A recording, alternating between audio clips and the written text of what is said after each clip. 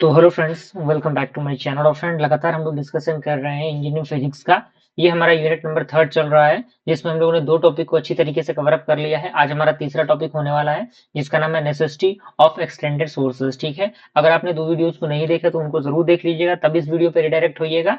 और इसका जो प्लेलिस्ट है, प्लेलिस्ट का लिंक आपको नीचे डिस्क्रिप्शन बॉक्स में मिल जाएगा, आप वहां से उसे चेकआउट कर सकते हैं। ठीक है, तो आइए वीडियो को स्टार्ट करते हैं।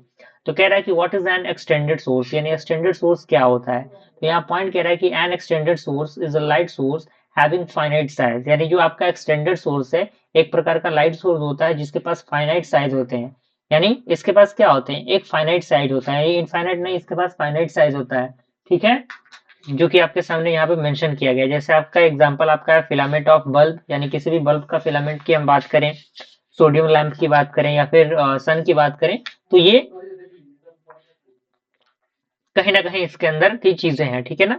अब यहाँ पे आता है कि why extended sources are important, यानी आखिर क्यों एक्सटेंडेड सोर्सेज इंपॉर्टेंट होते हैं, क्या उसका कारण है। कह रहा है कि इन प्रैक्टिकल एक्सपेरिमेंट, यानी प्रैक्टिकल एक्सपेरिमेंट के अकॉर्डिंग कह रहा है कि a perfect point source is difficult to obtain, यानी एक परफेक्ट जो आपका पॉइंट सोर्स है उसको ऑब्टेन करना थोड़ा सा मुश्किल होता है। लेकिन real sources always have the same finite set, और साथ ही साथ जो रियल सोर्स होते हैं उनके पास हमेशा फाइनाइट जो आपका सेट है वो होता है।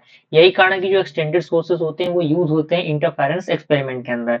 अब यहाँ पे आता है कि रोल इंटरफेरेंस, यानी इंटरफेरेंस के अंदर इसका रोल क्या है। तो पहला कह रहा है कि when light from N extended source is used, यानी जब आपका लाइट जो एक्सटेंडेड सोर्स से आता है वो जब यूज होता है, तो हर एक पॉइंट जो होता है on the surface act as a separate point source, तो वो एक सेपरेट पॉइंट सोर्स की तरह काम करता है। और हर एक जो आपका है वो प्रोड्यूस करता है अपने खुद के इंटरफेरेंस पैटर्न को।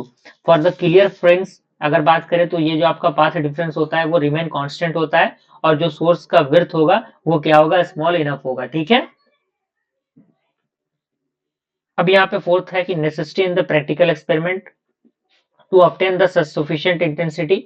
Point source give the very low intensity, यानी जो पॉइंट सोर्स होगा वो काफी लो इंटेंसिटी को प्रोवाइड करेगा, और जो एक्सटेंडेड सोर्स होगा वो प्रोवाइड करेगा सुफिशिएंट ब्राइटनेस को।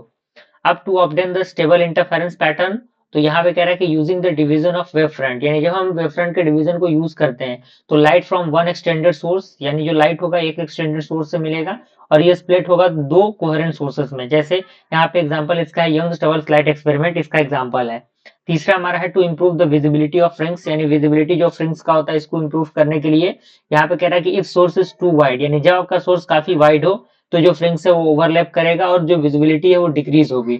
सो जो नैरो है वो एक्सटेंड करेगा सोर्स को, जो प्री डिफाइंड होंगे। ठीक है ना, प्रीफर्ड होंगे। अब यहाँ पे कंडीशन दिया गया फॉर द क्लियर फ्रिंग्स, कह रहा है कि the angular must width of the source must be small, यानी जो आपका एंगुलर विड्थ होगा सोर्स का वो क्या होगा, काफी स्मॉल होगा।